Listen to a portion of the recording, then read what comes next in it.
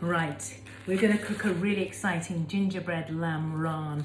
A raan is just a method of roasting a spiced joint. Think about it, in India, you know, in my grandmother's kitchen, we didn't have an oven. We cook on the hob. But this is almost a sort of tribal, provincial way of really cooking those big joints. They could be cooked underground, you know, that is the wild way of cooking. But otherwise in those tandoor ovens, which tend to be a luxurious thing or a commercial thing, rarely would, you know, when I was growing up in the 1970s, up to that point, ovens weren't very, you would rarely see them in a domestic home. So I'm going to cook this beautiful shoulder. Shoulder meat, to me, here's the difference between legs and shoulders when we have big debates about this amongst Indians. Leg meat is deeper, gamier, richer, and there's more of it.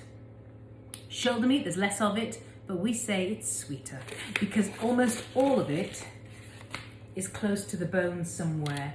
And any meat that is close to the bone and articulating a bone is just, we think, has got a really good sweet flavour. Right, there's my lamb. Ooh. Now, how do we make the gingerbread sarcophagus, as I call it? Easy. Onions form the basis of this. God, it's not a rub and it's not a marinade. It's a paste. It's a paste. Okay. So onion, ginger, garlic. It's the same mantra as when you would always cook. This is just those frozen cubes I've defrosted. Right, now we're going to make it gingerbread. I'm using ginger biscuits. Now these are gluten-free. These are what I had in. So in terms of flavour and in terms of ginger and sweetness, I'm going to get that. What I'm not going to get is a cohesive sarcophagus forming, because it won't adhere. But any ginger biscuits, a packet of them, throw them in, fabulous. Now we want to make it Indian. Onion, ginger, garlic, taking it to the east. Let's make it Indian. The things that make things Indian are God's own spice, a bit of turmeric. Right, the thing that make it really Indian is garam masala. Garam masala is that meat spice. I'm going to go in with a good bit, so 2 tablespoons of garam masala. Now this is a roast, and it's those spices are having to penetrate a big chunk of meat. So we need something that is really going to command those flavors into the meat. And the thing that commands curry flavor into anything, cumin powder. So I'm going to go about a tablespoon. Oh, I've not got any left. Good tablespoon of cumin powder, that'll do. I'm going to put some coriander powder in as well. Cumin and coriander are that second level curry duo. Whenever you're making a meat curry, garam masala, turmeric chili. But if you want to up the fragrance and you want to up the gruffness, cumin powder. And if you want to up that floral feminine note, coriander powder. I know I repeat myself a lot, but I just want these things to sit as readily in your mind as they do in mine. I'm going to add, and this is going to give it a lovely kind of slightly Christmassy aromatic flavour, touch of cinnamon. Just a touch of cinnamon, a little teaspoon, because cinnamon and ginger, fabulous. You could put nutmeg into this. I've got some, but I'm not a nutmeg fan, I just don't like it. Right, let's make it a little bit more Indian. A hint of chili powder. Okay, are you ready? Now let's see how this behaves. It's really interesting. The onion does most of the work to make this paste. If it's too dry, you add more onion. Here we go. No, honestly.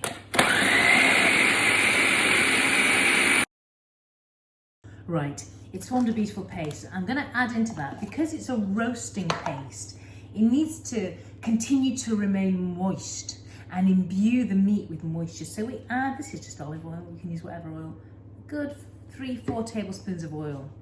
And we use, obviously, I didn't put any salt in, so I'm going to add a bit of salt. Right, let's whip that up for the last time.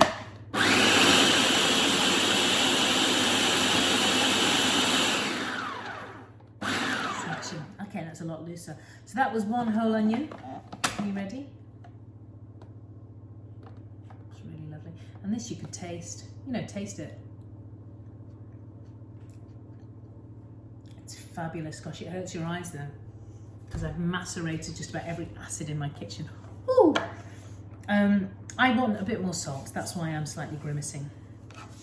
Don't look. Cardiologists amongst you. Right.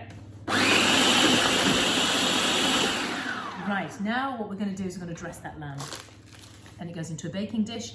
So what I really ideally would like to do is to get some foil. I'd like to tent it so it sits in its own tent. The lamb shoulder in, slash it, slash the meat, put the rub on it, I'll time lapse this, and then tent it. And then I like to put some water in the bottom of the baking tray. Can I be bothered to do that? I'm not sure I've got foil big enough. So actually I'm just going to put it straight into the baking tray, but you can do either. Okay, time lapse.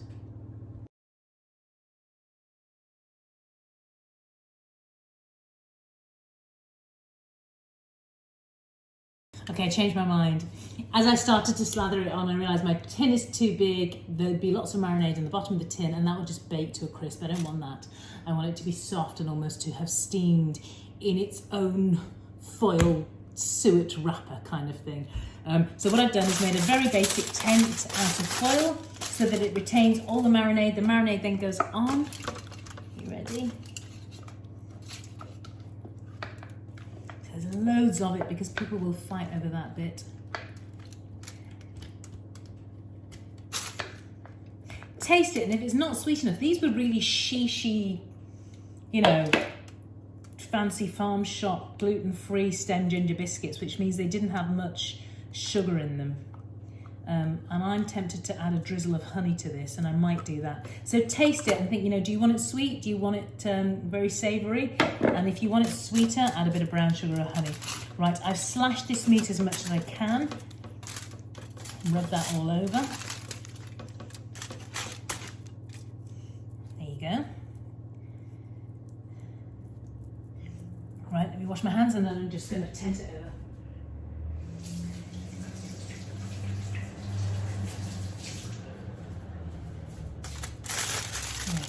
Those.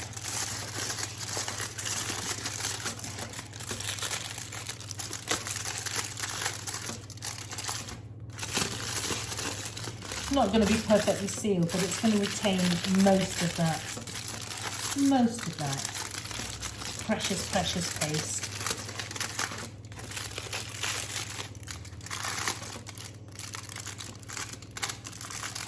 Right, and now I put my Downton dome on, like so. Oh, I'm going to put a glass of water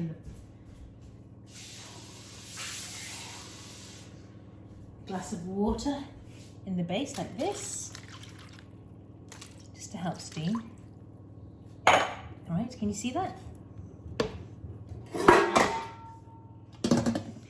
Okay, let's go. Okay, it's had about an hour and a half, 200. Smells amazing. Let's see. You ready? 1, 2, 3. Right.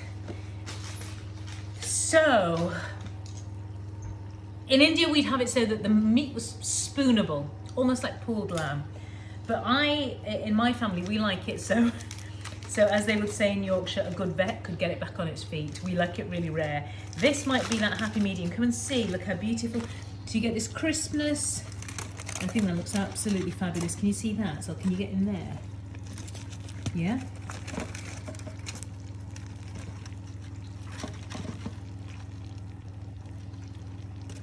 Yeah, I think, do you know what? That's done. I could put it in for another hour on 150 and that would be done. So just to suit me, I'm going to put it back in on a really low heat. Oh, so delicious. Put it back in on a really low heat. That is so delicious. And then eat it when it's ready. But there you go. There's your gingerbread lamb. Can I hold the tray, the baking tray? No, it's okay. Does that look nice, Ma? Looks very nice. Very nicely done. Okay. Very nicely done. Is that your lamb curry? No, this is my lamb with gingerbread. That is a lamb curry. Lamb curry, that's what I mean here. And I've just eaten a big banana and a big pear.